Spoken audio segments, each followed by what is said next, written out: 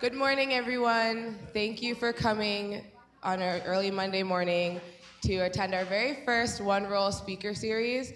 We're titled it Making the Business Case for Diversity, and we have a really rock star, all-star panel right here. So I'm gonna do really quick intros, and then we'll get right into the panel. And then after that, we'll have Q&A. We'll throw around the catch box, and anyone can ask questions. So first, we have LaFawn Bailey. She is a director of communications at eBay, focused on HR initiatives including people processes, manager success, world-class recruiting, and diversity and inclusion. Prior to joining the PR and communications organization at eBay, she grew a robust career in people operations spanning 10 years at Google and Yahoo, focused on recruiting programs, performance management, career management, employee management, engagement, and business partner roles.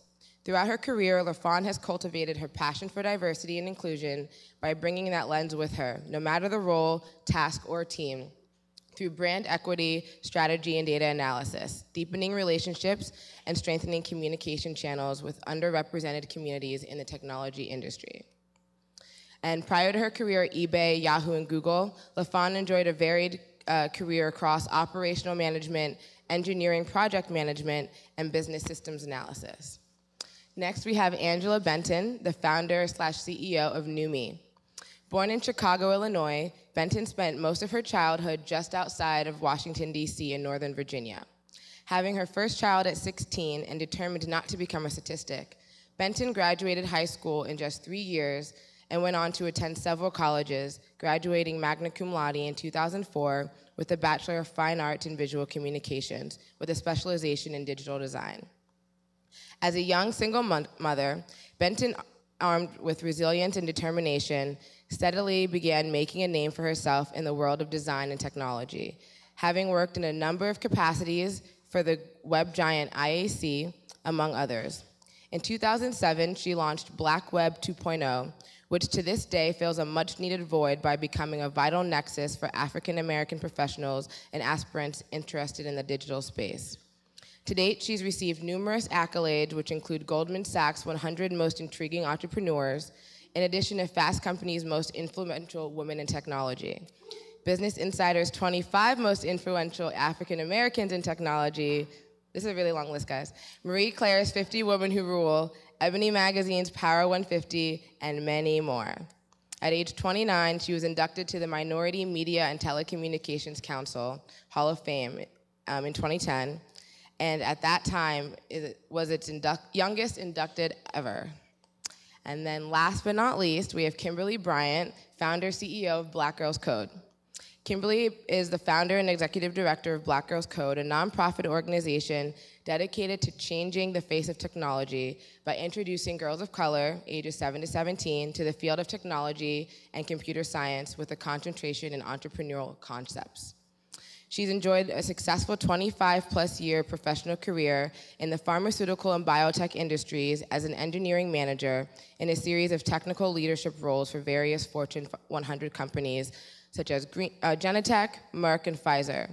Since 2011, she helped Black Girls Code grow from a local organization serving only the Bay Area to an international organization with 7 chapters across the US and in Johannesburg, South Africa. Black Girls Code has currently reached over 3,000 students and continues to grow and thrive. So without further ado, these are our panelists.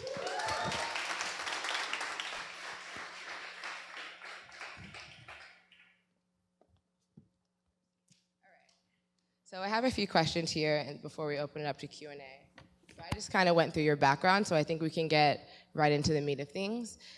So how do you guys define diversity? And what do you think is the business case for diversity? I define diversity, well, I think a lot of folks tend to think about diversity as something that's exclusive, and I tend to think of diversity as something that's inclusive. That said, I think the business case for it is it's just good business. I mean, if you have an array of different people from different backgrounds, different walks of life, you can only develop better products. All right, so diversity can mean a lot of different things, right? Specifically when we're talking about the tech industry, I think that's anybody that's underrepresented in technology. That can be based on gender, that can be based on ethnicity, on disability, veteran status, LGBT. Anybody that's underrepresented in technology is really what diversity is all about. And honestly, it depends on place to place, office to office, department to department. If I think about HR, oftentimes that's female dominated, right? So men would be considered diversity within that. So I think it's really taking a look at the landscape of where you are and making sure that you have everyone represented there so that they have, so they really can come to the table with lots of different ideas, their experience from their backgrounds, along with who they are and where they come from. So I would echo in terms of diversity. I agree with everything that my fellow panelists mentioned. I would add that the reason I think that there's a business case for diversity is because it's been shown statistically that diverse teams are more productive, diverse teams have more success. So the more difference in perspectives and opinions that we can bring to the table, especially when we're getting into development of products, that's important for a business to be successful because users are diverse. Users are not one monolithic category. So if you can bring that same level of diversity into your product development, you as a company will absolutely be more successful. So if you're thinking about the tech industry, what kind of progress in the span of your careers have you seen in diversity? And how would you rate the tech industry compared to maybe other industries you may have touched? And why do you think we are where we are today? I mean, when I was at IAC, I was the only black woman and like one of 3 women. And so, you know, just from the work that I do now, going to a lot of different tech companies, I see that it is more diverse. In terms of ethnic minorities, I mean, when I started Black Web 2.0 in 2007, I started it because I was at IAC and I thought, like, there's nobody else like me, and so I didn't really know what was gonna happen, and it eventually, like, gained community. And so from then to now, I see a ton of different, actually, a quick story, a couple of weeks ago, I got a tweet from a mom. Her 11-year-old daughter was doing a Black History Month report, and she picked it on STEM. And she chose to do it on me, which was flattering, but what was so interesting, she's 11 years old. You know what I mean? So that's huge in terms of just in 2007, I saw nearly, I mean, a handful of folks. We all knew each other on the interwebs. Like, we all, like, were cool with each other. And now I see people I just don't know all the time. So I think it's definitely changed a lot. So I am a Bay Area baby. I grew up in San Jose. My entire career, right? Okay, Bay Area, hey. And so my entire career has been in tech. I worked for startups that no longer exist or either bought by the big boys or just worked themselves out of what they were trying to do. And so I've seen this landscape change significantly since I started in tech. Like Angela, being the only one in the room that's either Black or being the only one in the room that's a woman. And now there's just so many more diverse faces in the Silicon Valley. And I think the tech industry is such a new industry.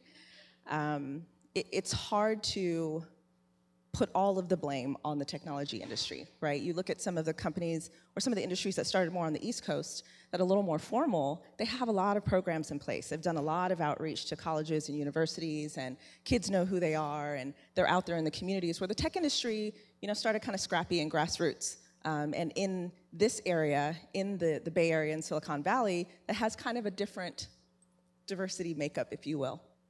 So I think the technology industry has kind of changed the way people look at diversity because, again, it's a spectrum, right? It's not just one thing or another. We're not just talking about women. We're not just talking about ethnic minorities. And so I think it has changed a lot. I think we have a long way to go. But the reason I'm so proud to say I'm a Bay Area baby is because it's now rare to meet other people that are from here, right? So a lot of people have come from other places, a lot of different countries, you know, from the East Coast, from the Midwest. And so that, I think, has actually changed the makeup of Silicon Valley as well. So I guess my perspective on this is a little bit different because I'm relatively new to the Bay Area, only been here about 7 years now, although that feels like home now, so that's enough. But I'm from the South, and I spent most of my career on the East Coast and in a very mature industry now, being biotech and pharmaceutical. So when I took a step back into getting into a purely tech environment, I was like really shocked at how much there was a lack of diversity, especially coming from a company like Genentech, which was my last corporate employer before I started Black Girls Code. Our company was similar to the United Nations. It was like the most diverse company I ever worked for, and we had very robust programs around diversity and inclusion. I was telling someone a week ago when I was speaking at another event that it was not rare for me to see a female director or to have a female as my director or VP in the organization. So coming into tech and seeing such a lack of women in roles of authority and leadership, that was very odd to me. I was like, really? I'm solving cancer over here. You're creating, I don't want to say a word, you're creating a social app. We're solving cancer. We have women all through the leadership pipeline. There's no lack of talent among women, so why are women not at the roles of leadership in tech industry? So I was very surprised at the lack of diversity. I think in the 3 years since I started Black Girls Code, what I have seen is a shift and change in at least the conversation being on the table. And that's something that I see as progress, because when I started, I think everyone, the issue of diversity was the big elephant in the room that nobody wanted to talk about. And now it's talked about on a day-to-day basis. And I think that is the start of a movement to really address the issues that has really created this situation. So I see that as a positive towards future progress. Thank you. That was actually a really good segue for my next question. So I'm going to ask you this first, Angela, but I would love for everyone to answer. I read one of your interviews, I think it was with Forbes, and you said something that you've encountered where majority groups assuming in this conversation that their voices aren't as valued or it's not meant for them.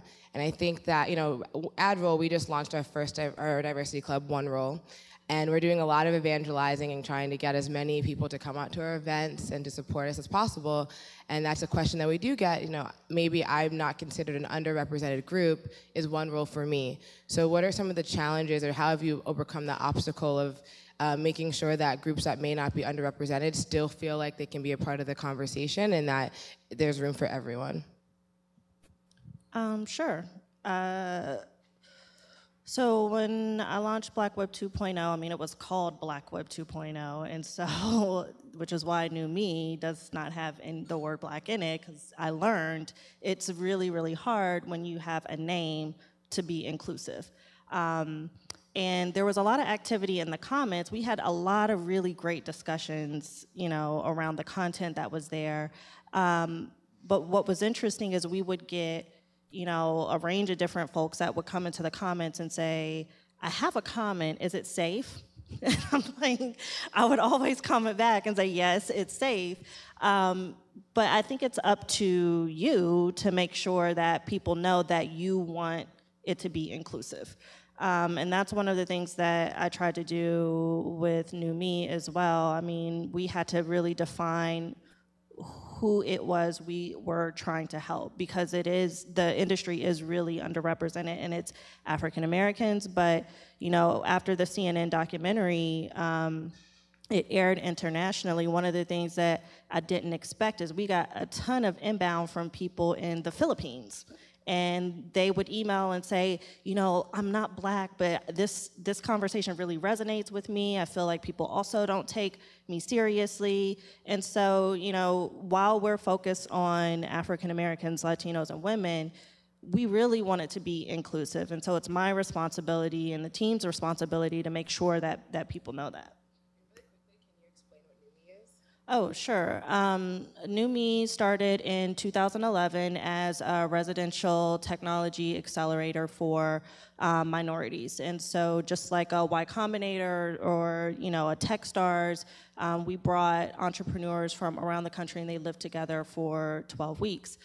We recently just pivoted where we are now transitioning to be more of a platform for minorities who are interested in launching tech startups. And one of the biggest things that I realized was not everybody, especially when you're dealing with minorities and women, people have families, people have jobs, people want to work on ideas that they have, but not everybody can just come to Silicon Valley or San Francisco and live in a house. So this platform that we developed is now basically making the weekly speaker dinners that many accelerators are known for accessible to everyone.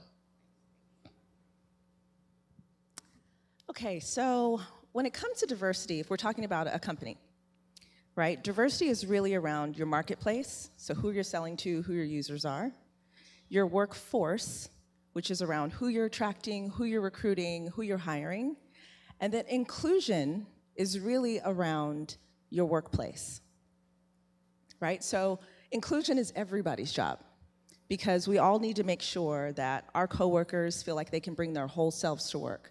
Whoever that is, wherever they come from, they should feel comfortable being here. And I think that's probably what AdRoll is about. That's what a lot of employee resource groups and affinity groups are about. It's not really about being exclusive to that one group, to the group that's for African Americans or the group that's for LGBT. It's really about making sure that folks have a community here, however that needs to look, so that they can bring their whole selves to work. So that's really what inclusivity is about, as opposed to diversity when you're looking at the makeup of either the marketplace or the people that you're hiring. You're really just making sure everybody's comfortable here and that they can be themselves. I would definitely agree with LaFawn's perspective on the difference in diversity and inclusion. I think in the work that we do, because our name is so bold and to some so radical, being Black Girls Code, a lot of folks often think that that is our only focus. We only care about African American girls, when we have had to do a bit of what Angela mentioned, is really define that we are talking about African American, we are talking about Latinas, we are talking about Native American students, we're talking about girls who can identify with the social construct of being a girl of color that may not necessarily fall in any one of those buckets. But then again, we're open to all girls. So we make that very clear and really make sure that our workshops are open to anyone who is a girl. That's my one boundary. You must be a girl to come to the workshop. But any girl can attend, and they often do, because our volunteer base, our staff base, our supporters, our partners are all diverse. And so when we're creating this environment of inclusion, we want that to be a part of everything that we do, from our programs to our workshops. And that's important because we know the girls are not going to go work at a company that's nothing but Black women. That's just not going to be the case, probably, for them as they go into their careers. So we want them to understand that inclusion means creating a comfortable and inviting environment for everyone to be comfortable being their best selves. And so that's kind of how we try to build that whole issue of inclusion into everything that we do. Okay, I only have a few more questions before I want to open it up to the room. So I guess going back again to having this larger conversation, there's been a lot of talk in the tech industry about the reason why we're not as diverse as we could be is because there is a lack of, the pipeline just isn't there. We don't see the diversity in the candidate pool. And so these questions, there's everyone to answer, but I'm asking LaFawn and Kimberly. I know you both have approached the issue from different places. LaFawn within corporations, and then Kimberly in the nonprofit sector. And you've even called yourself a reluctant, social entrepreneur.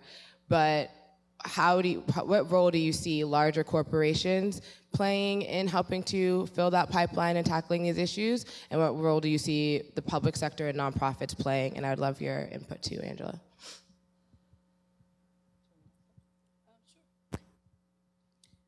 So from the nonprofit side and sector, I think that what we do a bit is kind of fill in the gaps that we see in terms of programs that do not exist, or preparing this next generation of coders to be able to enter the technology industry. But I feel that it's not a role that we can do, it's not a task that we can do without a strong partnership on the corporate side, because we understand that I'm only getting these kids to a certain point. So I'm only getting kids to college or perhaps even beyond college. Then they start their careers where our touch point with them is not as strong, is not as significant as the employers. So the work that we're doing is really kind of opening up the issue and then starting to address it on the front end. And then it's really us to turn it over to corporate America to make sure that these folks that we're feeding through the pipeline will both stay and are able to thrive in the industry once they get there. Because I think it's the pipeline to me is cyclical. It's not like I'm not just shooting people in and then they're going to a big black hole. They're going to a place. They're going somewhere. And I think that's where the handshake with the corporations comes into play. Great segue. Just like the mic passed right here, that's actually what nonprofits, educational institutions should do with corporations. Corporations have a lot of responsibility. They just don't have the only responsibility. So, when I was at Google, I worked with a lot of HBCUs, which are historically black colleges and universities. And what I found was that there's tons of talent there. But a lot of the universities weren't quite sure what the technology industry was looking for. So they had no idea where we needed the students to be when they came into our workforce. And two, the technology industry hadn't invested in these schools. There were tons of accounting firms and tons of banks that have been there for years, the military, all of that. But the technology industry hadn't quite made its way over to those schools. So a lot of times what corporations have to do is give students exposure into what our industry does. A lot of students will think, oh, I have to code, or I have to do something on the computer, or whatever they may think, right? So it was really bringing young engineers of color, female engineers to these campuses so they could see, oh, okay, you're actually pretty cool. I can do that. Or when a student came up to me and said, I don't know, I have to be an accountant because I really like numbers. And I said, really? What do you like about that? Right? Well, I kind of like the rules and the finality of it. And I said, have you ever thought of being an engineer? She's like, no. Can I be an engineer? And I'm like, of course you can. It's things like that that I think corporations have ownership for. We have a responsibility to go out in the communities. We have a responsibility to go out to these schools and universities and reach out to students even beyond, before college, and reach out to partnerships like Kimberly has and make sure that there's a connection and there's a true handoff between organizations and schools and corporations so that we can actually affect the pipeline that we claim is weak. We claim that there's not enough people to go into the workforce for the jobs that we have for the future, regardless of background, regardless of ethnicity, regardless of gender. And so I think there is a true responsibility to really usher that platform forward to make sure we're creating the best and the brightest. I don't have anything to add. That's fair. Okay, so my last question before we open it up, what is the one thing that each of you is most proud of? It could be personal or career. Sheesh. I mean, I'm a mom, so I'm most proud of my kids, but I feel like that's not relevant to this conversation. Relevant to this conversation, I think I'm just, in general, most proud of the work that I've been doing for the past several years, starting with Black Web 2.0. I meet so many people that were inspired by either that work or the work that I'm doing with NewME, and then make a choice to be in the technology industry, or even make a choice to start to research it. So I think that's what I'm most proud of. I am most proud of when I get to see the students that I help mentor or bring into the technology industry from underrepresented groups flourish. And I'm looking over here because Martina was one of those. She was an intern when I was at Google. And she's incredible. She's absolutely incredible. So to see someone come in kind of bright-eyed and being like, what is this company I've gotten into, and end up here an amazing, amazing person, that's what I'm most proud of. I'm sorry, because LaFawn is being modest. Now, LaFawn was, Google was a big partner of ours, and it was really because of LaFawn. She was our internal champion there. So LaFawn is like mama to everybody. Like Martina, myself, I mean, and you should be proud of that. So I just had to snatch the mic, have a Kanye moment for a minute.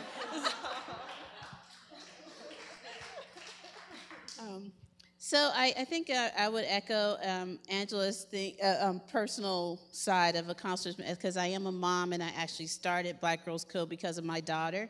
And I was really at that time just trying to encourage her, and it became more of a life passion for me, impacting other girls. So I'm really proud of the young lady that my daughter is becoming, because I really feel that she represents this next generation of women that think of themselves already in the leadership position as CEOs of future tech companies. And I'm extremely proud of that.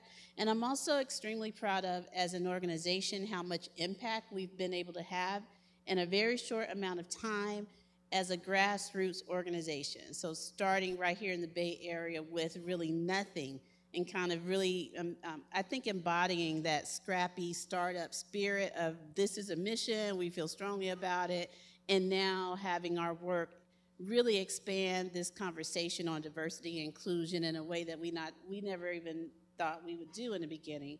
And I think that's something that I really feel strongly, that I'm passionate and proud about what we've been able to do around that. And really quick plug for Kimberly. I just moved from New York, and I volunteered a lot with the New York chapter of Black Girls Code.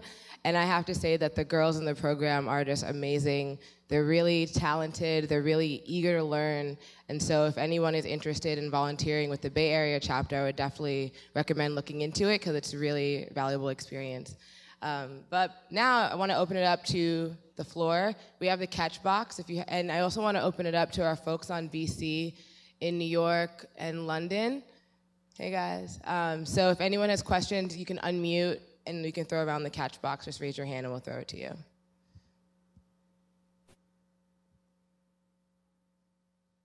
Oh, we can start with Aviva.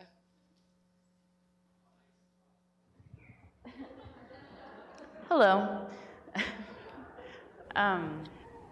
My question is about your experience, not in your own organization that you started, but this echo is killing me, in a company that you were just one small part of that maybe didn't have a focus on diversity, and how it was to change a culture that wasn't necessarily focused on diversity, any challenges or successes there?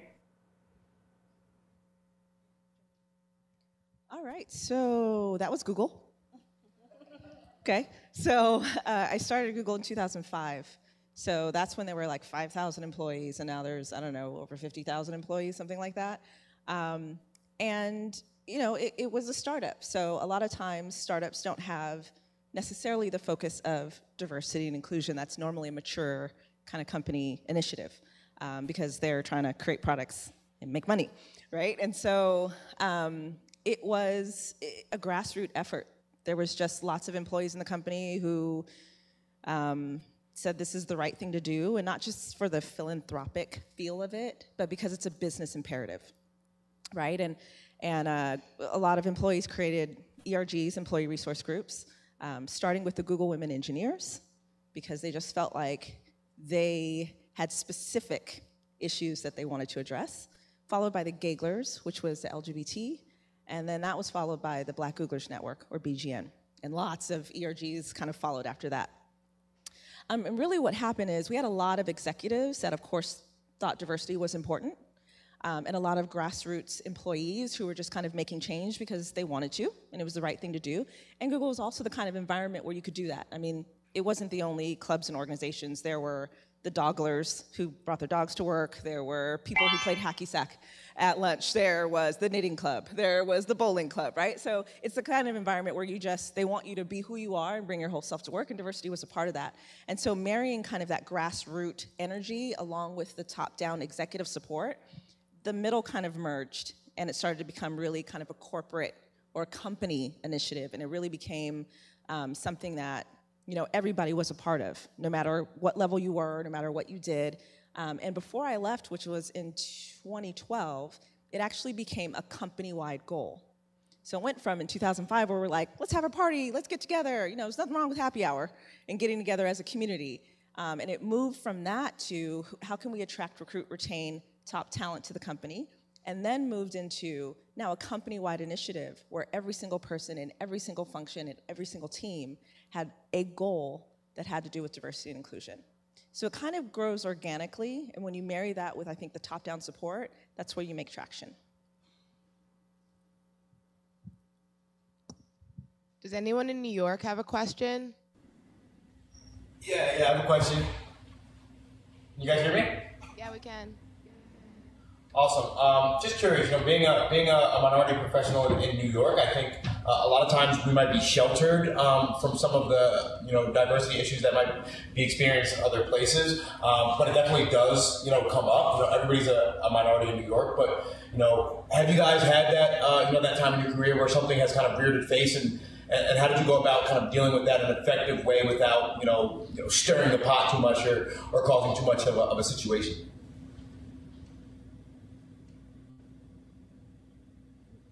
In regards to what, like being in an organization or? Yeah. So anytime whether it was either a gender or a racial or maybe something different, but something in the workplace where there was a situation where you felt undervalued or you felt maybe disrespected or just treated in a wrong way. How did you deal with that?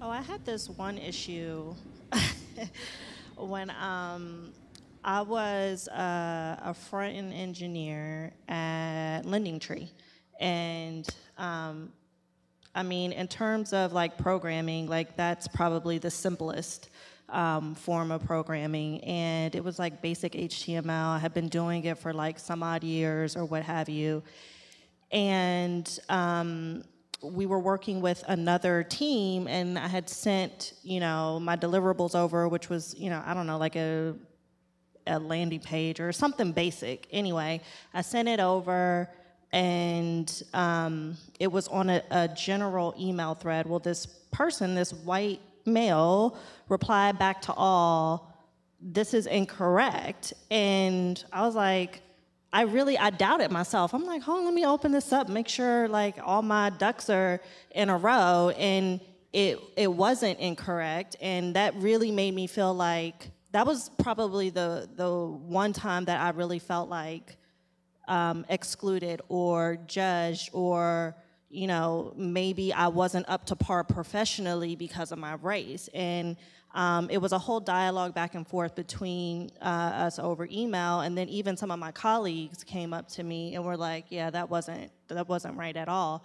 And so anyway, that's probably the only time I really felt kind of excluded, and I didn't really say anything. I mean, I was getting a check. I was a low-level employee. I did not really say anything. I didn't channel it, I guess, into my work professionally there. I guess I channeled it externally. So, like I said, I'm from the Bay Area, so I am very used to being the only one in a classroom, in a company, on a team, who's either of color or a woman. And so honestly, I feel like there's a spectrum when you are in an uncomfortable situation where you're not sure if your gender or your ethnicity is actually leading someone toward their opinion of you, or they're looking at you a certain way, or you feel a little disrespected. On one end, you kill them with kindness, and you kill whatever you're doing. So regardless of who you are, what you look like, or where you come from, they can't say anything. And that's my favorite one. I'm like, okay, you doubt me? I'm gonna kill it. And then I'm gonna show you that I killed it, and then everyone around me is gonna be my sponsor, my advocate, so I don't really care if you like me or not. The other side of the spectrum, all right, I got a shout out. The other side of the spectrum is a little more confrontational. And I think you gotta use this sparingly, right? But you call them out. You call them out on it. If you're the only woman in a room and the guys expect you to go get the coffee, you call them out on it. You go get the coffee. You take the notes this time, right? And sometimes it's with humor, because a lot of times that lightens the mood. And I come from a place where I feel like most people are coming from a good place inherently, right? They just might not know better, or they might not know what they're saying is offensive, or sometimes we might be a little sensitive to certain things. And so oftentimes, even when I'm confrontational and I'm calling people out, I'll do it with humor. So that way I'm saying, I know you're not a bad person, but like, really? Seriously? Right? So I think there's a spectrum of how you can handle things. Sometimes it's quiet, and sometimes you just have to call it out so that you can put it out on the table. Can I get a quick time check? My watch is broken. Sorry. 9:40. Okay, cool. So we have some time for some more questions. Any questions from San Francisco? Annalise.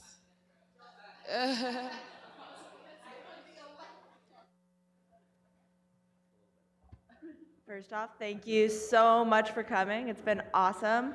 So we're kind of at the company size where we are even smaller than Google was when you showed up. But we're still big enough where we can make an impact. But we're still, mostly focused on revenue and product and heads down. So we don't have a lot of external resources for, building the pipeline and really focusing on diversity when recruiting. Is there, or what would you recommend that we can do as a community to keep it a priority and keep it top of mind and even build it into an initiative at the company? Start small and focused, right? So there's a lot you can do for the inclusivity of your workplace, which is something like this, starting with AdRoll.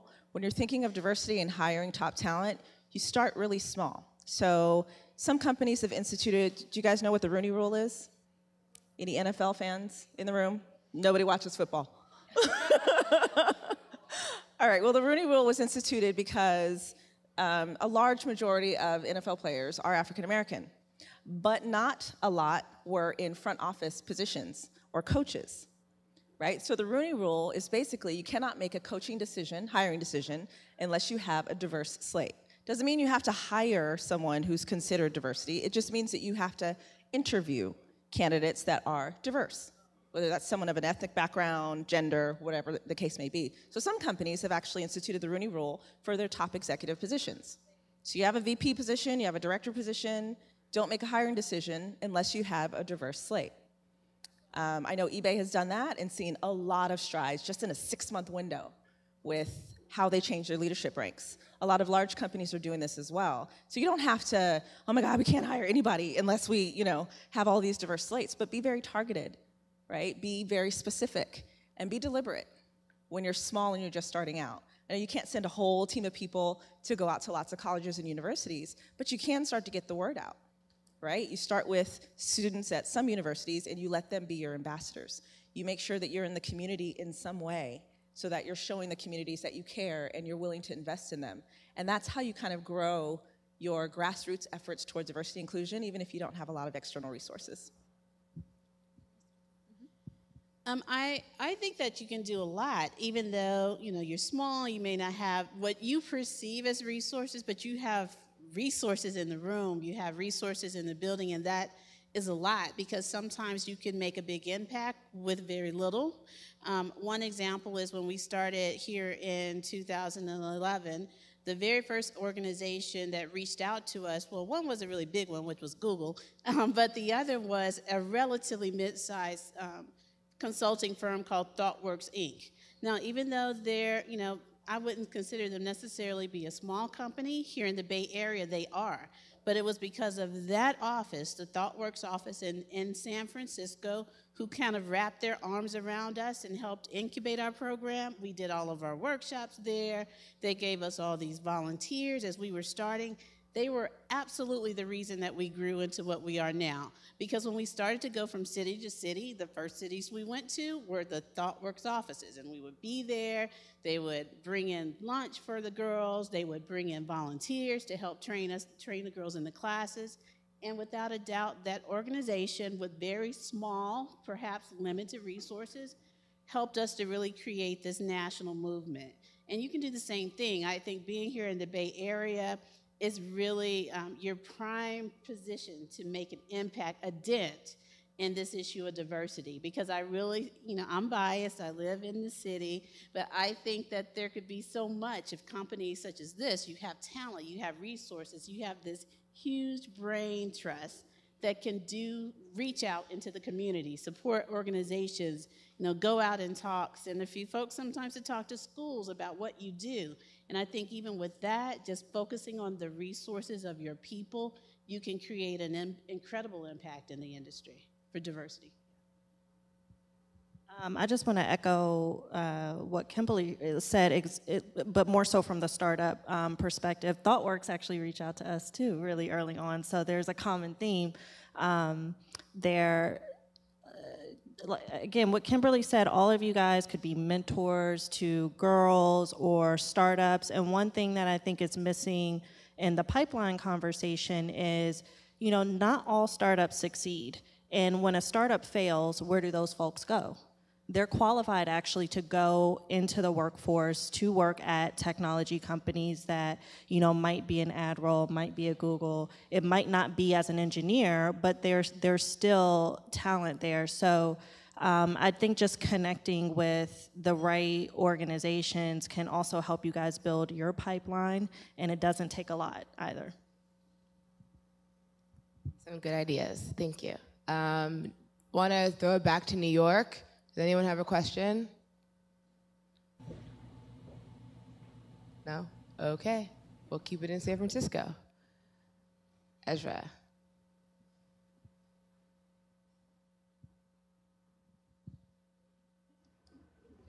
Okay. Oh, cool.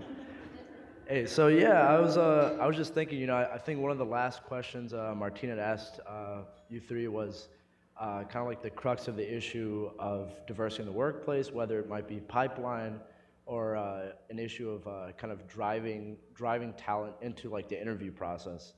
And one thing I was kind of thinking about is, I grew up in the DC area myself, went to school out in New York, moved out here, and on the East Coast there's kind of more of a risk-averse background in terms of what fields you want to enter. Like, for example, I know when I came out here, my parents said, when I joined a startup, why don't you find a real job? So, and I think it's something that's not just limited to the scope of East Coast mantra. I think it's, and I don't mean to generalize here, but I think it's something that might be heavily present within a lot of underrepresented minority communities. So I'm kind of curious to what extent you find that there might be sort of a brain drain amongst like the talent pool to management consulting firms, finance firms, especially in New York, and a lot of these big cities that are epicenters for talent, but might have, I guess, a challenge in drawing talent into technology and more the nascent communities. So we're all sitting up here going, yes. So before I mentioned that technology industries have a responsibility to invest in communities that are underrepresented. And that is because a lot of groups that are underrepresented just don't have the exposure, right? So similar to what you're saying, I have a lot of students that I've mentored over the years where we had to talk to their parents because they're like, what did you do wrong? What do you mean you got an offer from Google? What did you do wrong? Right? You're supposed to be on Wall Street. That's a real job. And so a lot of times we had to talk to their parents for them and let them know what kind of company we're about and what we were trying to do. And so when we're looking at communities, I like these ladies, I have a son, I have a child, and part of what I do with him is I put him in gaming camp every summer. He doesn't know that he's coding, but he's coding. And part of the reason is because I'm selfish and I want him to not live on my couch when he graduates from high school, right? But the other part is I think we have a responsibility to change the mentality of our children to consumerism, from consumerism into creationism. So oftentimes children, especially in underrepresented groups in tech, they play the games, they have the phones, they're doing the thing, but they have no idea that they can actually create all that stuff. Right? And more broadly, you can be in the tech industry and not actually do that specific part, but support it. There's sales, there's HR, there's comms that I'm in. I've been in tech all my life, but I haven't had the ability to code. I wish I did. Maybe I should come see Kimberly. And so I think where we stand, we have an opportunity to make sure that we're in all of these communities, making sure that kids know they can be in tech. It is a real job. Right? And if they're technical, they really don't have to worry about being unemployed. And that goes back to why I send my son to gaming camp, right? You don't ever really have to worry about being unemployed if you have this skill set. And so it's really us getting in the community and making sure that children know, making sure that families know, making sure that we're actually investing. So it doesn't look like we're just taking all of the great talent and leaving the communities by the wayside. I think that's where we have to invest a little bit. I think that's where our efforts kind of come in, and that can be by volunteering with organizations. That can be by you guys just getting out there and letting people know. That could be from you guys mentoring one or two people. And then that way, I think we'll make change and changing some of the mentality of the real job in the tech industry. I just wanted to add, I was reading an article about millennials and how they are the entrepreneurs of tomorrow. They're not thinking, oh, I need to go apply for a job. They're thinking of creating jobs and working for themselves. And so that struck me, and that was really, really interesting, mainly because I work with entrepreneurs, but I think the missed opportunity is going to actually work for someone else first. And so a lot of folks think, oh, well, I have to go, work at whatever company, and they end up feeling stifled. And honestly, it's a learning opportunity, and you get paid for it. I mean, I was at IAC before. I had a ton of jobs before. I was an entrepreneur. That's actually helped me in my entrepreneurial career. And so it's not, I think we just need to shift the way that we're thinking about it. And so, if mom or dad is like, oh, go get, a real job, then it's not that bad, actually, because you can apply all of those skills to whenever you start your own thing or whenever you go work for a startup. You become that more valuable. Thank you. I think I see the benefit in both the millennial generation all the way down to like the students we work with which I think are Generation Zers. I don't know, it keeps changing the alphabet, but I think they're supposed to be Generation Zers, is that you all have so much flexibility in your career. I don't know how long the average person now spends at a job, but I know it's around 3 years or something around there or less. And so where you start your career is not necessarily where you're going to end it. And I think being right here in working career at this time and in the future, you have opportunities to make so many changes between your career and what you're doing, and cross different categories, go work for a company, go start your own thing, go back and forth. And I would say take advantage of that, and also show others that you can do that. So that flexibility is one thing that helped me to be able to come out of 25 plus years of corporate America. And let me tell you, I was ready to get the heck out of there. I'm tired of that. I don't want to do that. Hopefully I never have to do it again. But, you could, because I learned, to Angela's point, I learned so many skills in corporate America that, translated right into the work that I'm doing now. So I think part of, the benefit that we do is like really kind of teach parents that this is what we're doing and these are the opportunities. And for yourself, I would say, take advantage of that opportunity, because you can pretty much build your career in your career path, however you want to do it now, and that's a fantastic opportunity to have. Can I get another quick time check? I have a question in here 5 more too. minutes. Oh, you have a question, Lee? Yeah. All right. Hey, LaFawn. How you doing? Quick question for all the panelists. All three of you, successful careers. One of the questions I have for each of you, what's the best advice that you've received throughout your career, if it's from just past work experiences or from mentors coming up?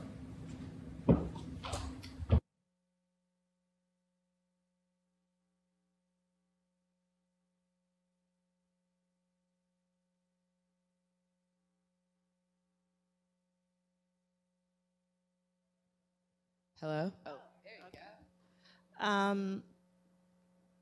I think the biggest piece of experience that I got was not to limit myself creatively, but then to also make sure that I did deep dives in whatever it was that I was working on at the time. So I have a background in design, and I actually started in print design, and then I taught myself how to code, and then I did creative direction, and then I did digital strategy. And so it was all these different pieces to my career that, you know, at the time it kind of looked like I was kind of moving around, but I was really just kind of satisfying a need creatively. But it's actually, you know, when you look back on it, it actually all works out. Like, it will always all work out to create the career that's actually best and unique to you. So I wouldn't limit yourself creatively. So, hi, Lee. Lee is also one of those mentees that I had, one of my babies. It's one of my babies that I'm so proud of. So I wanted to say that because I didn't see you over there before. So I think the best piece of advice that I got was from a mentor that I had. He was a VP, and I was just starting out as like a chief of staff. And he said, find your niche and follow what you're most passionate about. And I'm like, yeah, I got to make the money, you know. And he's like, the money will come, but if you follow what you're most passionate about, then work won't feel like work. And that's when it goes from a job to a career. So if I had to give that advice to anyone here, it would be to follow what you're most passionate about. Find the things that are fun for you, the reason you get up in the morning, you know, the things you're really looking forward to doing during your day, even if you don't like your entire job, knowing that it's experience, right? But follow what you're most passionate about, and then it won't feel like work. I would think this echoes like the question we just had before. The advice I would say that I got and I really took a hold of is to really own your career, because no one is going to be invested in you and your career success as you are. So that means really being intentional about the roles that you take, the projects that you take on, and always looking for down the road and where you want to see that, where you think that may take your career path as an end goal, but you have to own it and really be invested in making sure that you shape your career the way you hope to see it for yourself. And with that, I think we're at time. So let's give a round of applause to our panelists. Thank you so much for coming.